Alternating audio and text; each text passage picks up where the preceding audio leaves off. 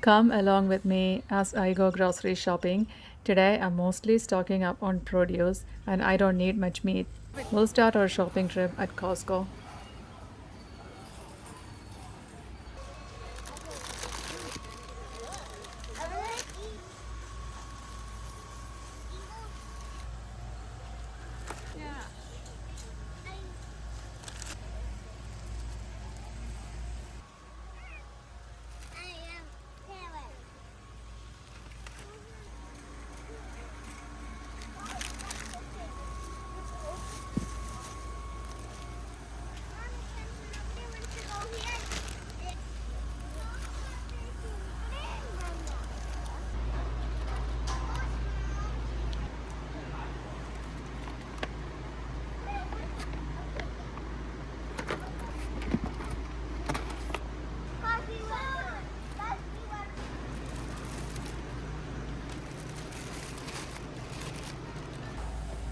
Mommy, I want examples.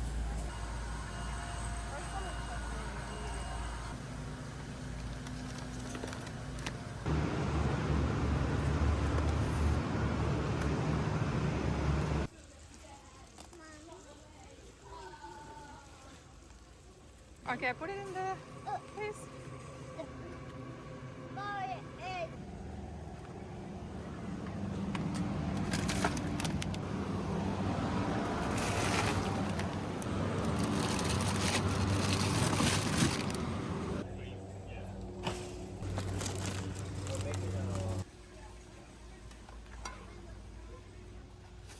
Mom, I mean, getting this one.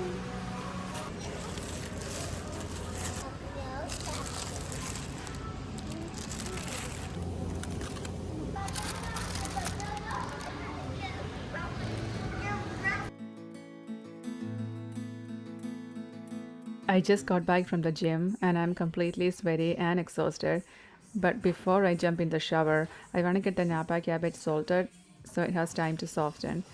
This week, I'm making a fresh batch of homemade kimchi along with a few Korean side dishes.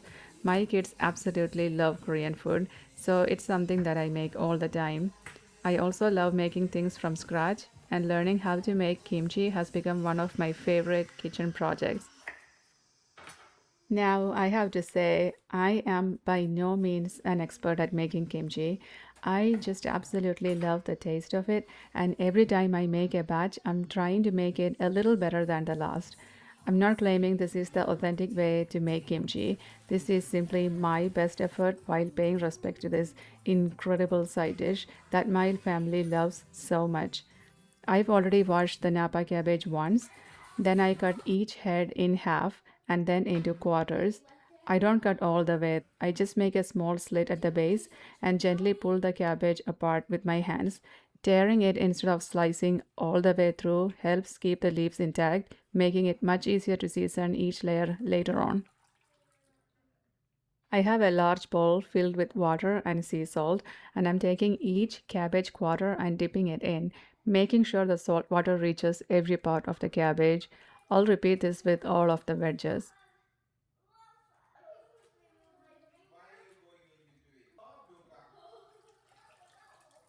Don't pour out the salt water, we'll be using it again in just a bit. Next, I have another bowl with some extra salt. One leaf at a time, I'm gently lifting each layer and sprinkling salt in between. I pay extra attention to the thick, white stalk since that's the firmest part of the cabbage and it takes longer to soften.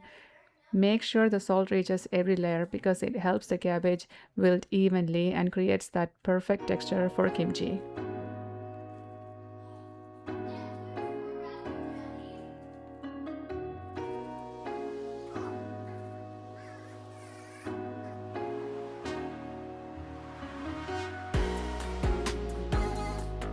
Once all the leaves are salted, I place the cabbage wedges back into the large bowl with the salt water from the first step. I place a heavy plate on top to help keep everything fully submerged so the cabbage can salt evenly. I let it sit for about 6 hours, turning and rearranging the wedges every 2 hours to make sure each piece is evenly salted and softened. It is a time consuming step, but you don't need to be in the kitchen all the time, so it works okay.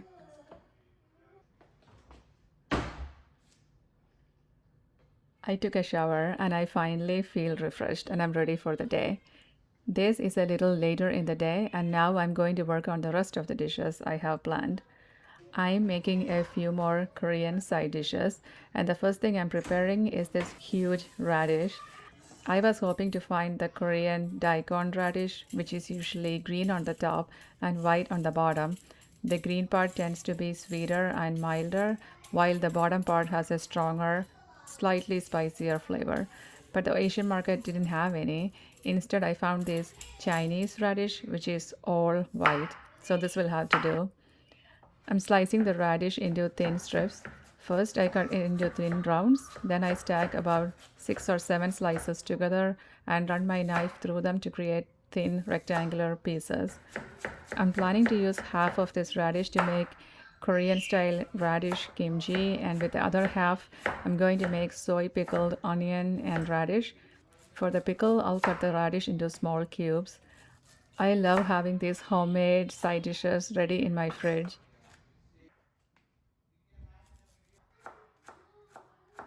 I'm also saving a handful of these larger rectangular pieces to add to the Napa cabbage kimchi. This will go into the red seasoning paste and add another layer of texture and flavor. I'll set them aside for now and come back to them when the cabbage is ready for seasoning. I actually made a batch of cubed radish kimchi, and I don't even want to try saying the name, a few weeks ago. Whenever I make a Korean meal, I just take out a little bit and enjoy it on the side. It's similar to traditional kimchi, but instead of Napa cabbage, it's made with cubed radish. The next thing I'm preparing is 2 cucumbers. I'm slicing them into really thin rounds, and these will be used to make another Korean style side dish, pickled cucumbers. I actually love the spicy version of this dish, but my youngest really enjoys cucumbers and he likes this dish, but not just when it's too spicy. So I'm still going to add some Korean chili flakes for flavor, but I'll keep the amount a little lighter.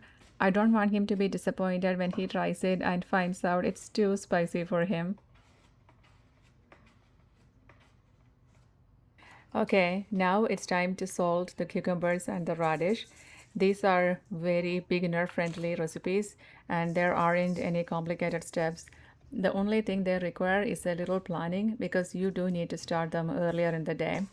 I'm adding salt and mixing everything well. Then I'll let them sit for about 30 minutes.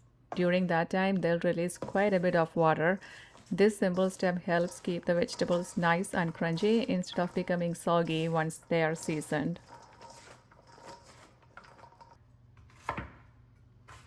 The soy pickled radish also needs to be made ahead of time, so it has plenty of time to soak up all those delicious pickling flavors. I actually changed my plan a little here.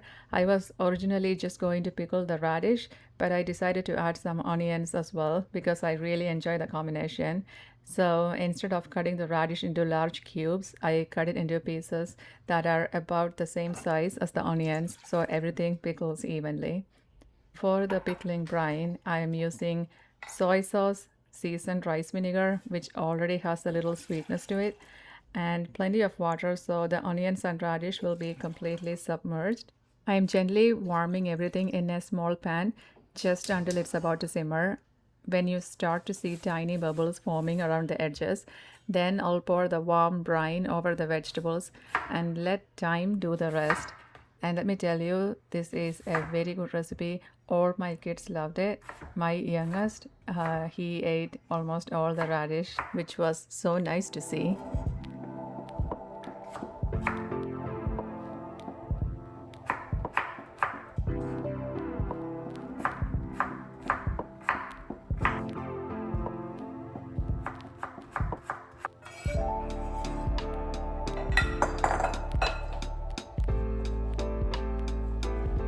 As soon as I pour the warm brine over the vegetables, the radish immediately starts soaking up all those flavors. You can actually watch it begin to change color almost right away, which is so satisfying to see. The onions take a little longer. I think they really taste their best the next day after they've had plenty of time to pickle, but the radish is definitely the star of the dish.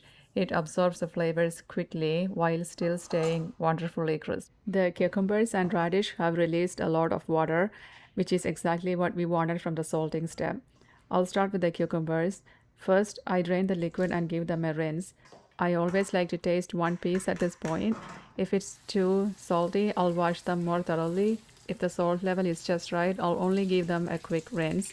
Then use your muscles and squeeze out as much water as you can from the cucumbers. We don't want a watery or soggy cucumber salad.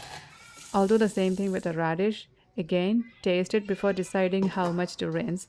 The first time I made this, I didn't wash the salted radish enough, and then I added fish sauce and soy sauce, which both add more salt.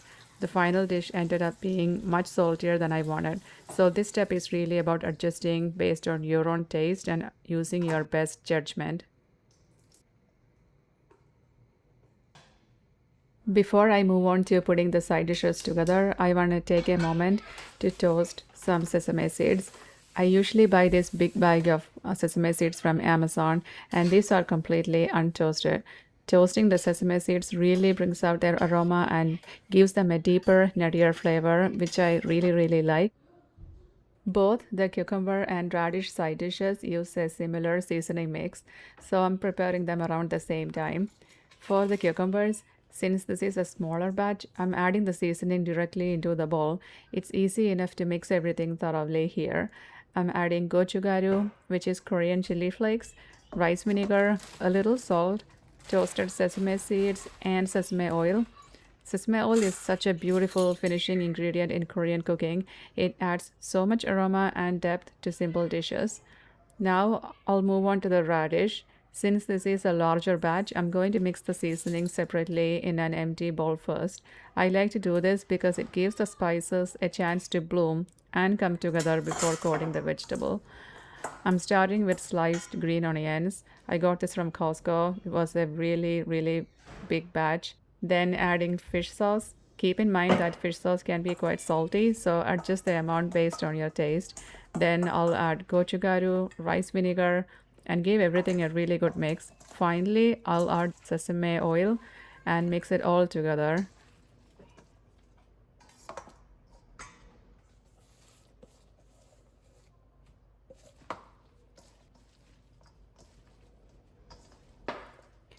After mixing everything together, I'll leave the radish at room temperature for about a day.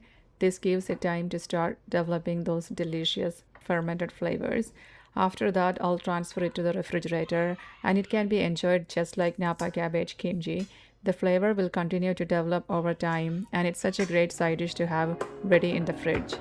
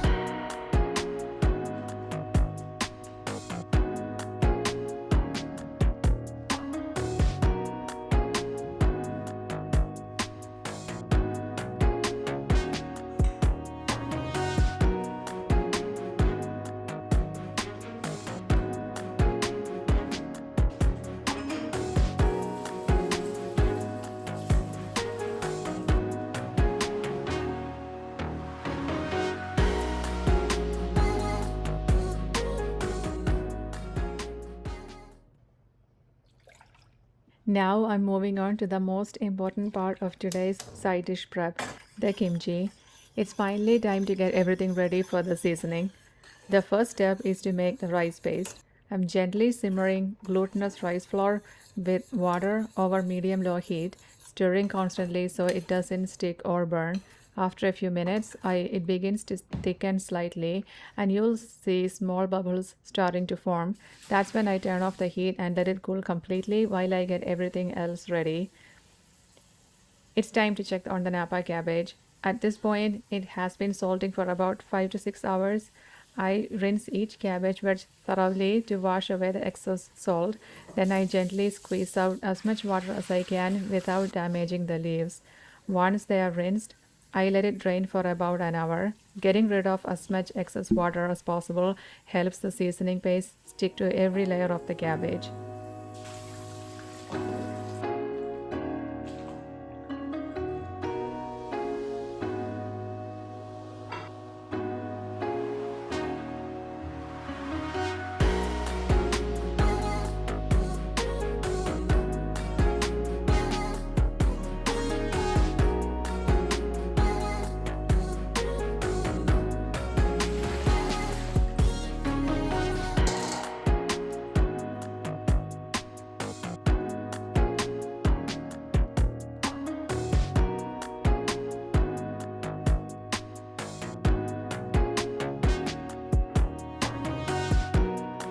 Now it's time to make the seasoning paste for the kimchi.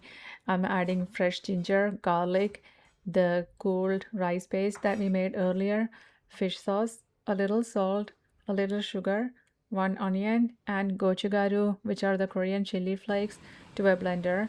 Then I'm blending everything until it's smooth.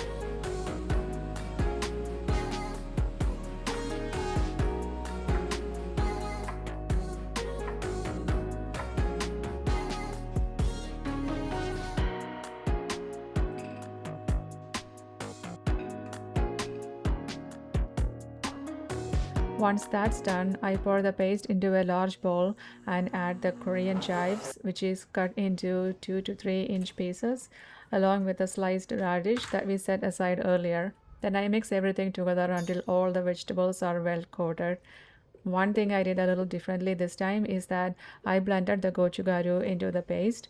Normally, I leave the chili flakes whole, but I wanted to see how this version would turn out. After mixing everything together, I sprinkled in a little extra gochugaru because I still like seeing those beautiful red chili flakes throughout the kimchi instead of having them completely blended into the sauce. And just like that, the kimchi seasoning paste is ready. Just one quick disclaimer, this is not exactly the traditional way of making kimchi.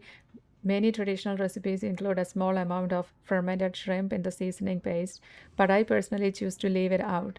It's just my personal preference, and honestly, I've never felt the need to add it. My kimchi still turns out okay every time, so this is simply the version that works for me.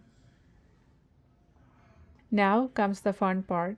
I'm gently spreading the seasoning paste between every single leaf, making sure it reaches every corner and every layer of the cabbage. It takes a little time, but this is what gives every bite so much flavor. If I had a second refrigerator, I probably would have made 2 whole heads of Napa cabbage today. But with a family of 6, refrigerator space disappears pretty quickly, so one batch is plenty for now. Once all of the cabbage is coated, I pack the kimchi into a clean, sterilized glass jar. I press it down firmly as I go to remove any trapped air pockets and make sure the cabbage is packed tightly. Then I wipe the rim of the jar clean. I'm leaving one cabbage wedge out because we're having it for dinner tonight. It won't be fermented yet, but fresh kimchi is delicious too. The jar will stay at room temperature for about a day to begin fermenting.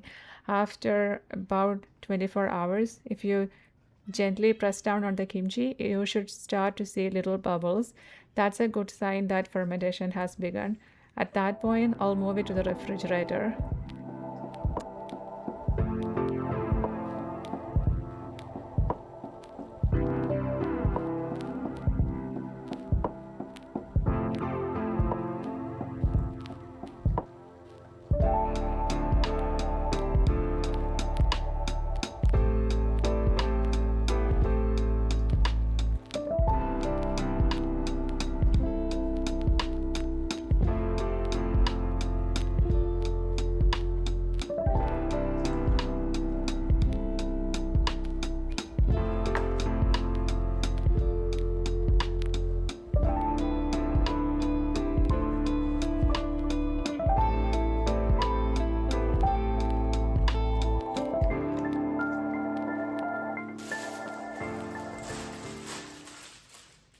Now, on to the last dish I'm preparing today, seasoned bean sprouts. There are two versions of this dish, a non spicy version and a spicy version. I love both, but today I'm making a mildly spicy version. It has just enough heat to bring out the flavor, but it's still kid friendly and something the whole family can enjoy. I'm starting with a bag of bean sprouts and I'm washing it thoroughly. I already have a pot of water boiling, so I'll add the bean sprouts and let them cook for about 5 minutes. Once they are cooked, I'll drain them well. For the seasoning, I'm adding gochugaru, salt, sesame oil, sliced green onions, and mixing everything together really well. I'll taste and adjust the seasoning as needed, then finish it off with some toasted sesame seeds. And with that, all of my Korean side dishes for today are complete. Come back next week for the follow up, where I'll show you how we enjoy these side dishes with Korean style galbi as a family. Thank you so much for watching.